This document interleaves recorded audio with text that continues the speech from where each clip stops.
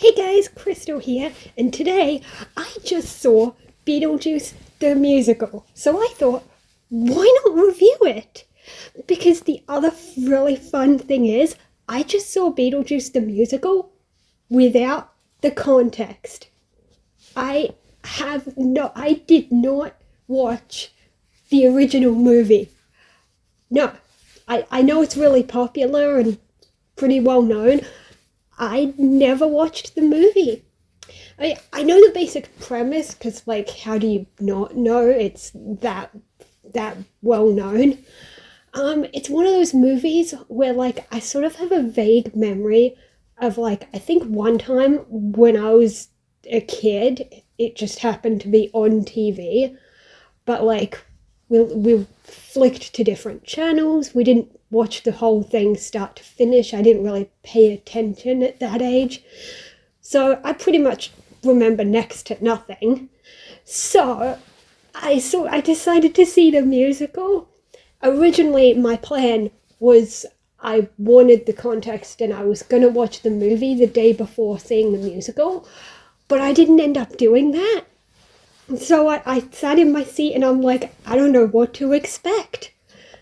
I have some knowledge, but it turns out I actually really like that I saw it without context, because then it means I'm judging the musical version itself just for what it is without comparing it to the original. So if you want a review where they compare how it was adapted from the original, this is not that review, because I can try to talk about, those things probably weren't in the movie, that must have been adapted. Like, I know the songs, of course, weren't in the movie, but I can't talk about how it was adapted because I still haven't seen the movie. I just watched the musical just today. But bottom line, it was amazing. I'm still amazed. I just got home. I am amazed. So first off, Beetlejuice himself, from what little I knew about the premise of the movie or show, is that Beetlejuice is a character that he needs charisma. He needs that kind of stage presence. And, so I was like, the actor needs to be really good at that. And he was. So I'll probably flash up the cast on screen. I don't remember all their names off by heart, but the guy doing Beetlejuice, he was amazing. He had that stage presence, that charisma. He had it. After the show, I looked him up, and it turns out, if I've got my information right, he created the damn show. Like, he's Australian. For context, I saw the Australian cast Melbourne show of Beetlejuice the Musical. This guy, he's Australian, but he went to Broadway. He, wrote or directed or created Beetlejuice the Musical, from what I've read on his Wikipedia, if that's accurate. So that means, yes, I did get the best portrayal of Beetlejuice that I could have possibly gotten. So that's really lucky. That is amazing.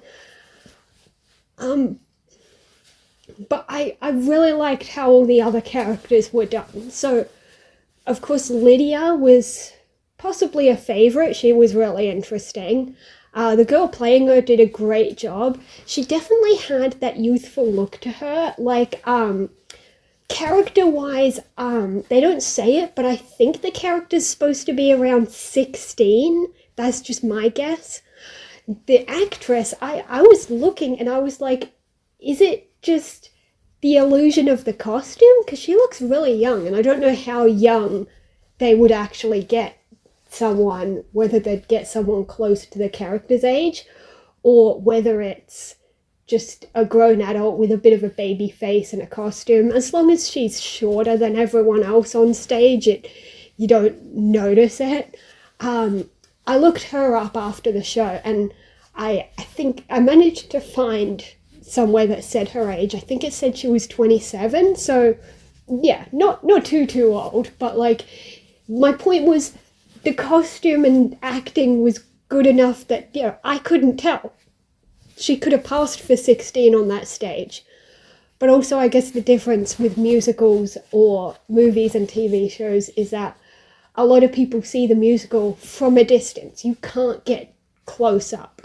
I was pretty close up though. I managed to get technically the second row, but there was no one in front of me. So I had a really good view.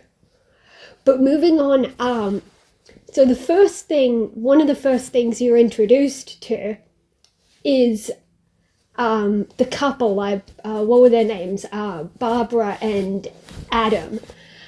And so when I first saw them and how they're dressed kind of old-fashioned, my first thought was, I don't even know what year this story takes place. Especially because I know the original is a bit of an older movie. So I started to wonder, first off, what is the setting here? When does this take place?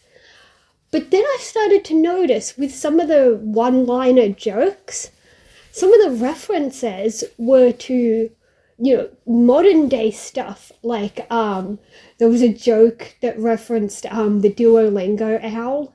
Yeah, I think Beetlejuice was like, think of the scariest thing, and Adam said the Duolingo owl.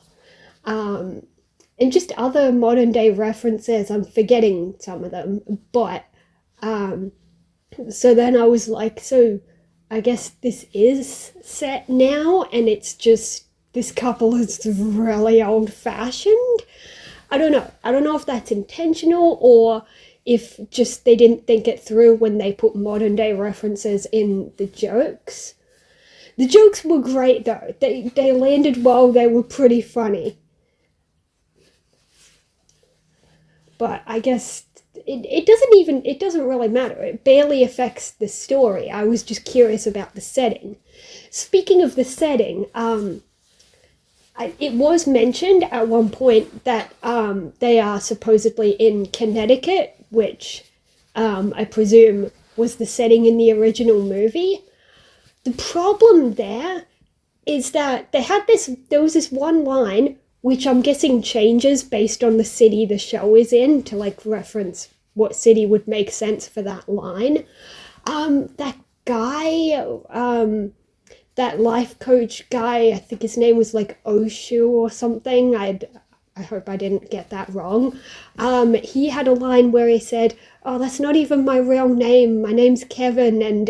And he said, "And I'm actually just from Bendigo." He said Bendigo, which in this version at least, I'm guessing it changes based on location. But like, that doesn't quite work if we're supposed to believe that this show still takes place in Connecticut, USA. Like, sure, a guy could move from Bendigo to the United States, but it's like... But then, if the show takes place in the US, a guy wouldn't randomly say, "I'm from Bendigo," he'd say, "I'm from Australia." Like, if you're not from that country, you usually name the country you're from, not the specific city. Imagine going into an American group and saying, "Hey, I'm from Bendigo." Would they even know what that means? No, probably not. So that line was a bit confusing. I get it, it's a throwaway line. I'm nitpicking at this point, which I don't know why I'm nitpicking when there were so many other things to talk about. I loved, like, the songs were really great. I don't think I had heard the songs. Well, okay, I knew one song, the Say My Name song. I heard that a few years ago just on a random, like, I think on a YouTube short or something. I heard it, looked into it, and started listening to it. But the rest was a complete mystery, you know? All of it was a complete mystery, really. Like I said, I hadn't watched the movie. I knew the basic premise, but I didn't know where they would go with that or, like, how it would end. like, basically everything after intermission was a complete mystery. All those ideas and twists and turns, I'm like, oh, so that's where this is going. Like when they go into the netherworld, I'm like, okay, we're doing this now. It was crazy. It definitely took me for a ride. Lydia was very well played, and the character, I will say, the character is really interesting. She is sort of our protagonist, even though the show's named after Beetlejuice. But Lydia is our heroine, and it's like, for one thing, she's got that tragic backstory that her mum died, but it's also interesting that even Lydia is a bit morally grey. Pretty much everyone in this show was morally grey, except maybe the couple. I don't know. But yeah, they all have their issues. The dad has issues. There's that woman, I think her name was Delia or something. She's got issues, of course, and Beetlejuice is, well, Beetlejuice. But even Lydia had her moments, and I'm not just saying because she wanted to scare her dad to get them out of the house, but also I started to notice her imperfect morality at points like, oh yeah, I get that she likes scary stuff, but the fact that she even went as far as to scare a little girl selling Girl Scout cookies, that was a bit of a low for her, and I was like, come on, Lydia, like, what did she do to you? I get you wanted to get back at your dad, but, like, those other people did nothing, right? But I guess she's like, what's the point? Yeah, screw it. But that's what makes her such a complex character, and I loved it. But speaking of which, one of my favorite interactions, though, was that nice scene when she's talking to the couple, and they kind of have this bonding moment, actually, where Adam tells a dad joke, and, like, it's basically, they're like her surrogate parents. She feels alone, she's lost her mum, and her dad ignores her, and these two, they, like, it's clear they always wanted kids. They avoided it. Maybe they were just scared to make that change, but they always wanted kids. They always wanted to be parents, and now they're sort of getting that here with Lydia, and it's a really nice dynamic, you know. And they've got that bonding moment with, like, also they've got those old-fashioned styles, like when she mentions, like, when her mum dressed up as Edgar Allan Poe, and she thought it was amazing, but nobody recognized Edgar Allan Poe, and they're like, yeah, no one reads anymore, and they bonded over that. But all in all, this show just had so many great moments. Basically every moment was great and fun, and it was a complete mystery. Oh yeah, like when they used the banana boat song, I did not see that coming, which I guess is the point. Like, I've heard a few things about this show, but I did not know that song was in it. And it was amazing. It was the perfect choice, because the banana boat song is like, it is the perfect song to use when you want something random. Just like it made me think of in season 2 of Legends of Tomorrow when they used that song, because it works so well for that element of randomness. That so, like, the dinner scene, like, I knew she was gonna ruin the dinner party somehow using the ghosts, but I had no idea it would go like that, and it was amazing.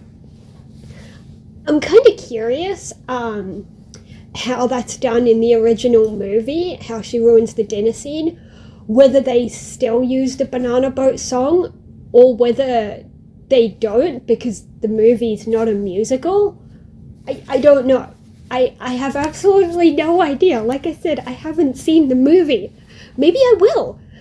If how about this? If you guys like this video and it actually gets views or likes or comments, maybe I will go out of my way to watch the original movie and then give my thoughts on that and compare them even. That would be interesting. It's always fun to compare different adaptations.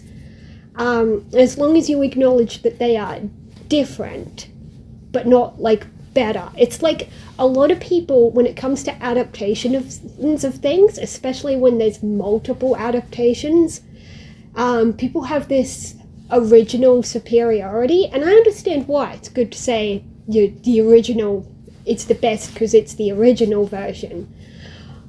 But the other problem is when something isn't even the original, it's just the first version they saw, and they still feel like it's superior.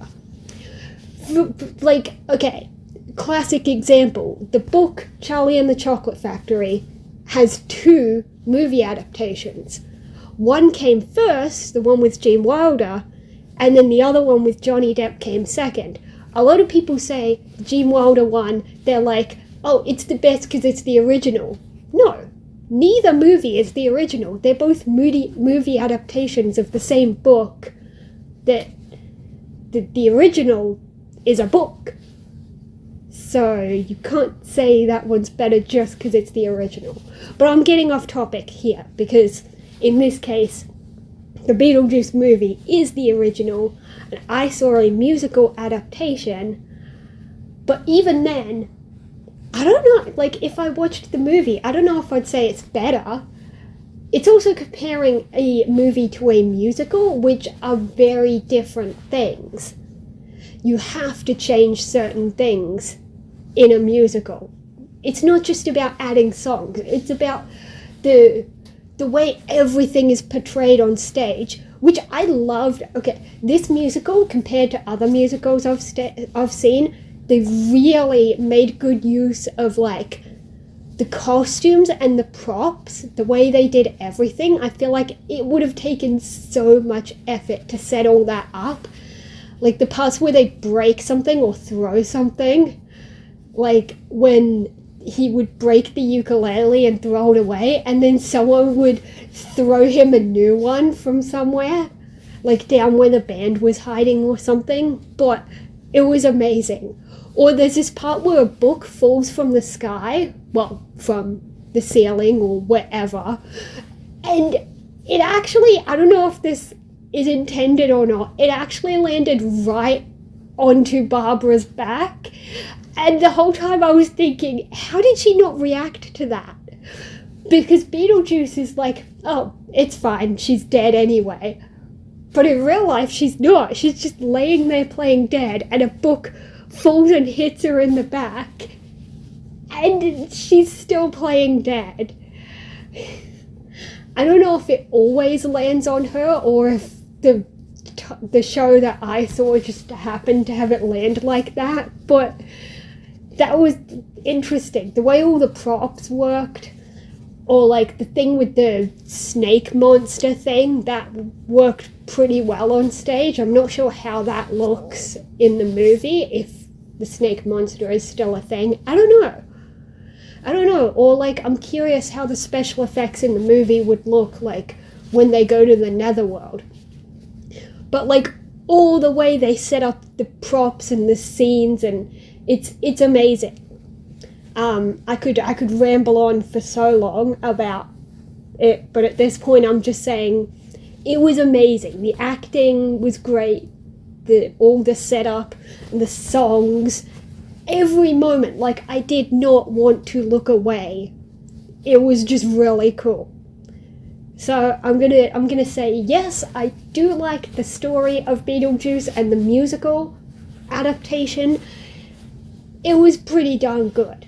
Then this is coming from someone who is not comparing it to the original because I haven't seen it, but the musical, for what it was great. But I've rambled on for long enough, so with that being said, I will see you next time for more Beetlejuice, maybe, and other things as well. See you next time, guys.